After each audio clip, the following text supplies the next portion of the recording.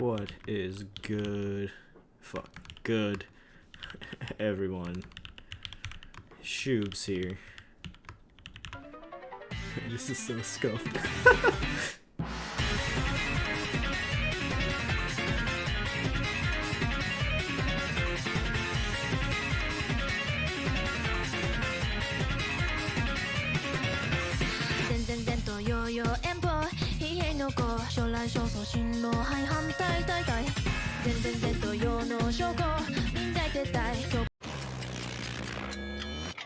ほう、向かってくるのか。逃げずにこのディオに近づいてくるのか。せっかく祖父のジョセフが私のザワールドの正体を試験終了チャイム直前まで問題を解いている受験生のような必死こいた気分で教えてくれたというのに。近づかなきゃてめえをぶちのめせないんでな。ほうほう。では十分近づくがよい。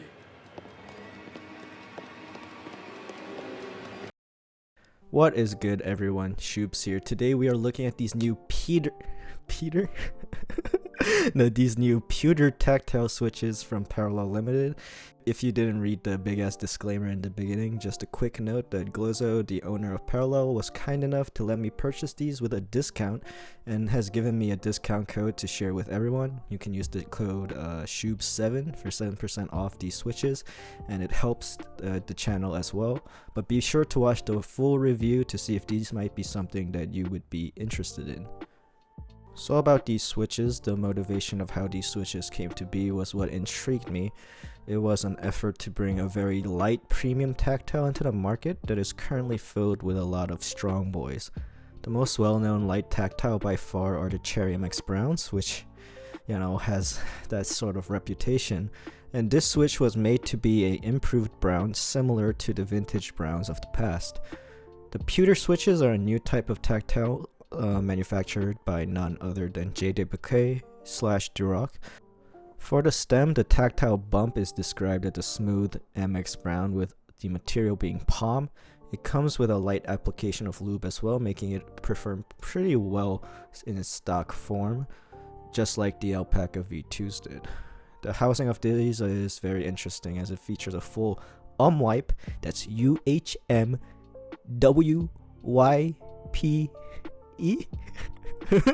Dude, there's too many fucking letters in that.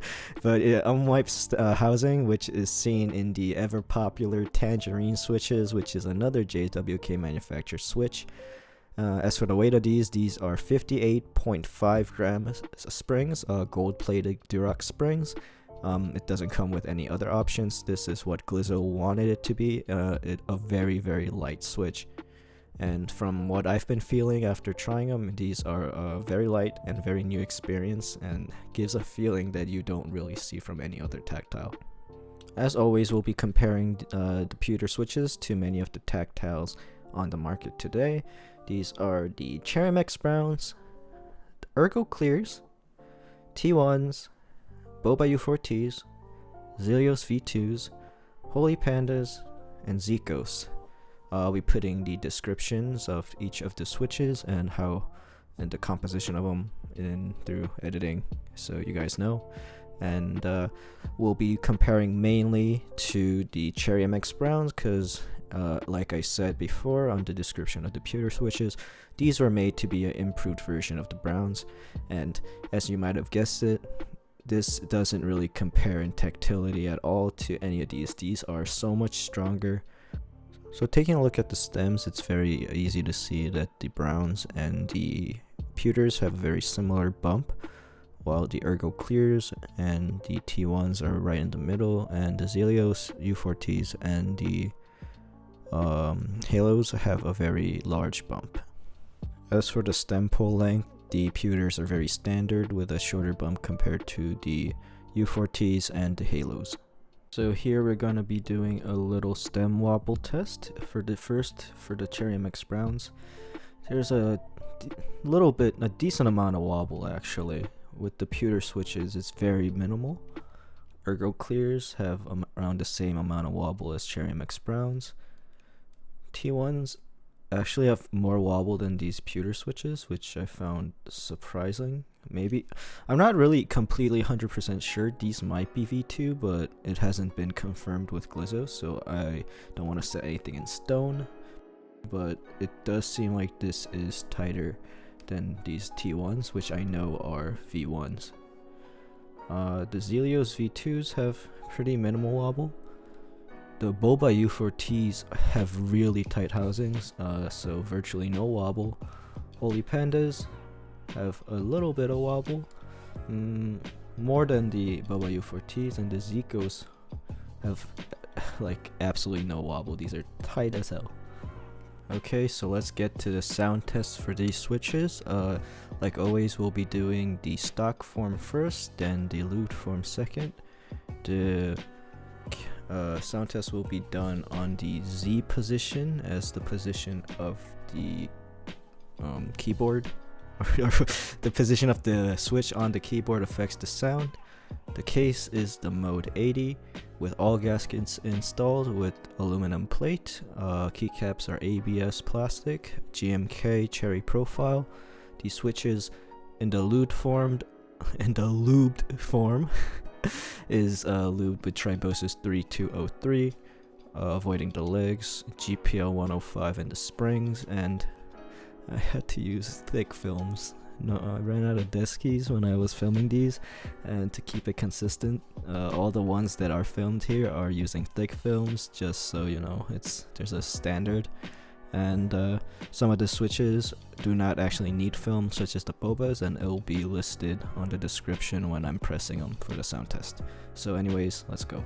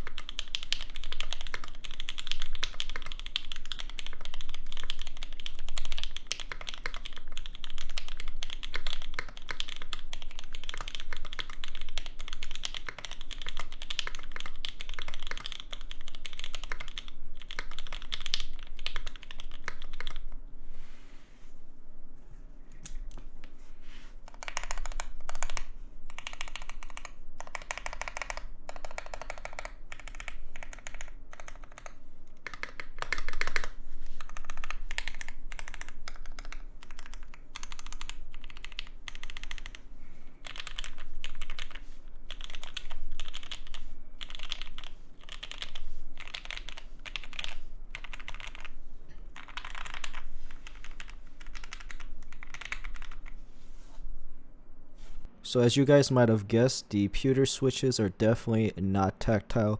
He is not a strong boy. It falls a little under the Ergo Clears, and which is a little under the T1s, while these three, the Zealios, Holy Pandas, and the Lubed U4Ts are very strong. I would put the Pewters slightly above MX Browns. It has a bit more refined, smoother, and overall better feeling bump than the MX Browns. So in terms of pricing, the MX Browns are the cheapest. The cheapest listing I could find was for around 35 cents per switch. Ergo Clears are around 45 cents per switch if you buy just the normal clears and buy the separate springs. T1s are around 55 cents a switch. Lubed U4Ts are around 60 cents per switch. These Pewter switches are around 70 to around like 75 cents per switch, depending on how much you buy. Not how many you buy. The Zealios are $1 per switch. Holy Pandas are around $1.10, and the Zykos are around $2.15 per switch. I think that these Pewter switches really achieved its goal of being a new premium MX Brown. It has a very similar light bump as the Browns, but is much more refined and pleasing to type on. The best way to describe typing on these is like typing on a linear switch with a soothing rumble type feeling for each press. I don't know how to describe it well, but it feels great, and the lightness of each key press makes it very non-fatiguing for a tactile switch. It's also noticeably smoother than the Browns, and I would say that these stock actually feel smoother than the Lubed and Film Browns. The sound of these due to the unwipe housing is pretty high, definitely clackier than the Browns, but it gives a very unique pop when topping out, which I really like, and it feels very crisp. Overall, the switches are very unique, and I've never actually had a switch like this before, and I'm super excited to see unique tactiles enter the market. I would recommend this to those that want a unique tactile experience, who is a fan of typing on linears over the strong tactiles which are common nowadays, as these prove to be a great middle ground of both light tactility and the typing experience of a smooth linear. So overall, I think that these switches are great and are super unique. It's definitely not a budget tactile switch, but it does what it's intending to do very well, which is provide a premium light tactile experience. It definitely fits into a spot within the hobby which has not been explored extensively yet, and I can't wait for more light tactiles like these to pop up. Anyways guys, thanks for watching again, and thank you guys for 800 subscribers. We are hitting it quite fast. The algorithm is definitely helping out a little bit, but yeah, thank you again, and I'll see you guys in the next one.